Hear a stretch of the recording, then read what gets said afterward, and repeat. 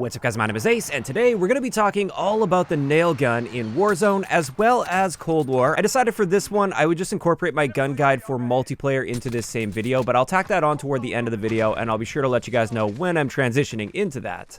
But let's first start it off with Warzone, because that's where all the talk is when it comes to the nail gun, because it turns out it's extremely powerful, and many people are saying that it needs to be nerfed, and I just wanted to share all of the stats as well as my opinion on that. So diving right into it, for Warzone specifically, our base damage is 50, and our upper torso damage is 64. This means we can get a 4-shot kill against a fully plated enemy, if every shot hits the upper torso. As for rate of fire, this is 508 rounds per minute. And what this means for our upper torso time to kill against no armor, it's 118 milliseconds, which is extremely fast.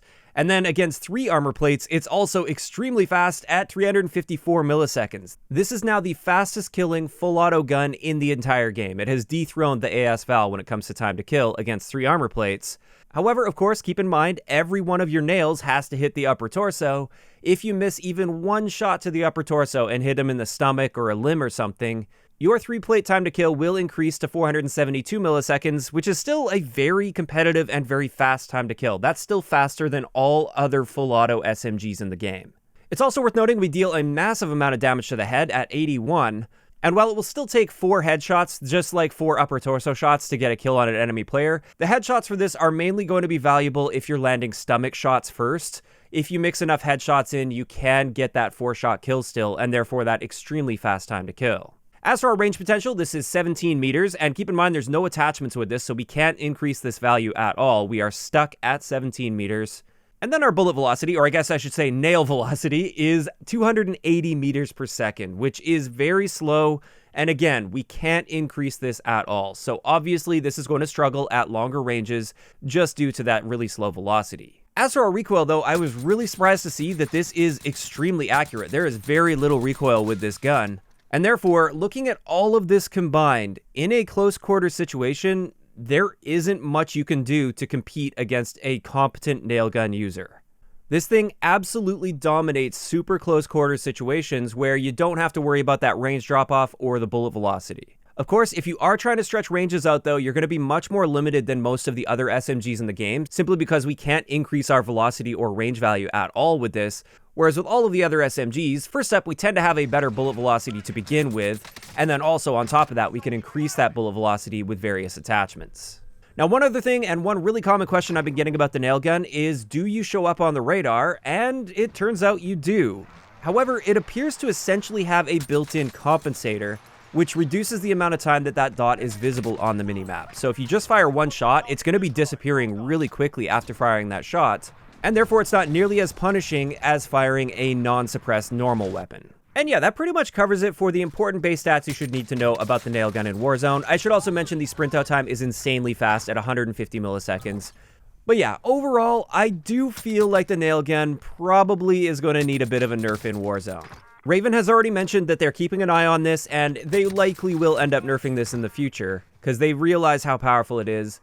And if it were up to me, I think it should maintain its insane time to kill potential, but they should perhaps do a few other things just to make it less versatile, so it's more of a highly specialized weapon, where you've got a lot of power potential, but it's held back in many other ways, so it's just not very good in a lot of situations. It basically only dominates in a specific situation, which is very up-close fights. So if it were up to me, I wouldn't touch the time to kill at all, but what I would do is I would reduce the range as well as the nail velocity. And primarily the nail velocity. I honestly was very surprised at how fast the nails travel in Warzone, and I really think these nails should drop steeply off beyond, I don't know, 40 to 50 meters.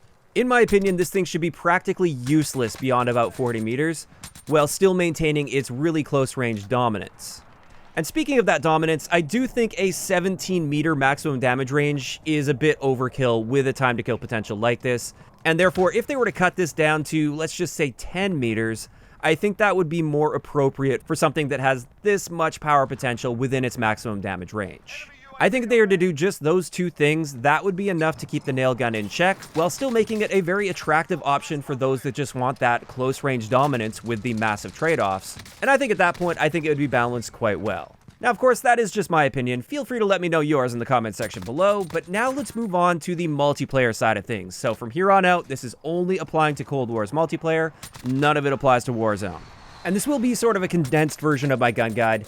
In multiplayer, the nail gun deals 50 damage up close, 40 damage at mid-range, and 30 damage at longer ranges. This applies anywhere in the body. And this means it's going to be a 3, 4, or 5 shot kill. As for our rate of fire, it's exactly the same as in Warzone at 508 rounds per minute.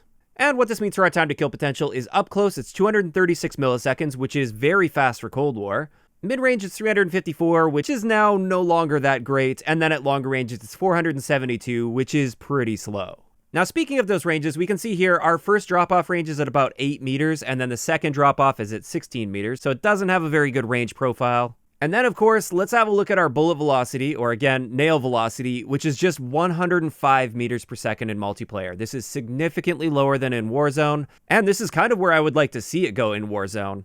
Because if you're trying to hit a moving target at any sort of range, it's going to be very difficult. It's basically guessing at that point, and you have to also account for a ton of nail drop. As for a recoil, once again, this is fairly solid, just like in Warzone. It is quite accurate. You can maintain your accuracy on target fairly easily.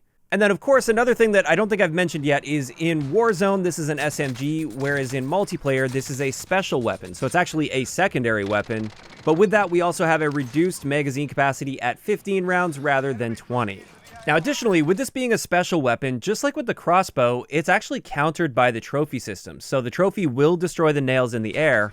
However, rather than seeing this as a negative thing, I see this as an opportunity and a plus side. This now makes the nail gun the best way of taking out a well-placed trophy system. And what I mean by a well-placed trophy system is one that is behind a piece of cover that you can't shoot through, and that's positioned in a way that you can't quite get a line of sight on it without exposing yourself to the enemy players, and therefore putting yourself in a terrible position. The thing to remember about trophy systems is they only block 4 projectiles. And with a nail gun, you can fire those 4 projectiles basically instantly, so if you just fire 4 nails in the general area surrounding a trophy system, that will take that trophy system out, and then you've got 11 more in the magazine ready to go to take out enemy players. So yeah, while some might see that as a downside, I actually see that more as an upside with the nail gun. And with that, that's pretty much going to wrap it up for the multiplayer side of things. I know I didn't dive quite as deep into the stats as other weapons, but that's largely due to the fact that this doesn't behave like other weapons, and there's no attachments or anything to worry about with this. Overall, I do see it as much more of a niche weapon when it comes to multiplayer.